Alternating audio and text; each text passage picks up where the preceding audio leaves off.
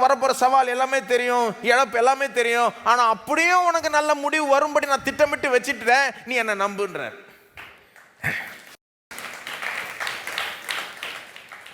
ஆகவே ரொம்ப மோசமான தீமை கூட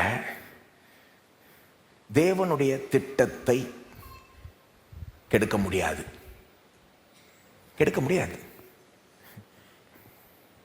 ஏன்னா இது நடக்க போதுன்னு அவருக்கு முன்னாலேயே தெரியும். அதை கணக்கில் எடுத்து தான் திட்டமிட்டார். ஆனால் அவருடைய திட்டத்தை கெடுக்க முடியாது. ரொம்ப மோசமான தீமை கூட, பாடு கூட, இழப்பு கூட, வேதனை கூட தேவனுடைய திட்டத்தை கெடுக்க முடியாது, முடியாது. நீங்க முடியும் நினைச்சிட்டு இருக்கீங்கன்னா நீங்க தேவனை நம்ம லெவல் நினைச்சிட்டு இருக்கீங்கன்னு அர்த்தம். சரி, நம்முடைய திட்டத்தை கெடுக்கும். ஏன்னா நமக்கு என்ன நடக்க போகுதுன்னு தெரியாது.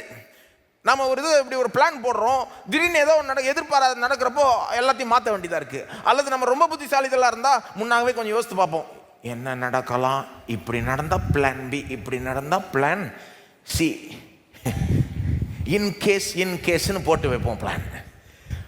சில நேரம் அதெல்லாம் வராத, அதுக்கும் வெளியே சில நேரம் என்னமா நடக்கிறதுக்கு கூட வாய்ப்பு இருக்கு பாருங்க. இப்போ நம்ம பிளான் கெடுறதுக்கு வாய்ப்பு உண்டு. ஏன்னா நமக்கு என்ன நடக்க போகுதுன்னு தெரியாது. ஆகவே நம்ம தெரியாம தான் திட்டம் போட்டு வச்சிருக்கிறோம். ஆகவே பிளான் அட்ஜஸ்ட் பண்ண வேண்டியதாக இருக்குது, மாற்ற வேண்டியதாக இருக்குது, பிளான் பிக்கு போக வேண்டியதாக இருக்குது, பிளான் சி. ஆனால் அவர் என்ன நடக்க போகுது முன்னாகவே அறிஞ்சு வச்சு அதற்கேற்றபடி திட்டம் போட்டிருக்கார். உங்களுக்கு நல்ல ஒரு திட்டத்தை திட்டமிட்டுட்டார். ஆகவே உங்களை குறித்த தேவனுடைய அந்த நல்ல திட்டத்தை எந்த தீமையும், எந்த பாடம், எந்த வேதனையும் எதுவுமே கெடுக்க முடியாது, நாசமாக்க முடியாது. கணக்கெடுக்கப்பட்டுருச்சு. இதை நீங்கள் பிடிச்சிட்டிங்கன்னா இது உங்களுக்கு ஒரு பெரிய ஒரு ஆறுதலை கொடுக்கும், பெரிய ஒரு உறுதியை கொடுக்கும். ஐயோ போச்சுன்னு நினைக்க மாட்டா.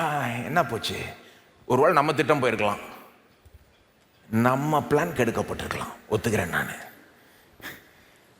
நமக்கு நடந்த அசம்பாவிதங்கள்னால நம்முடைய பிளான்ஸ் கெட்டிருக்கலாம். அது வருத்தப்படக்கூடிய காரியம்தான். ஆனால் நம்முடைய பிளான் தானே அது. அவரோட பிளானோட நம்ம பிளான் அலைன் ஆகலைன்னா எப்படியுமே அது நிறைவேறுதலுக்கு ஒன்றும் வராது.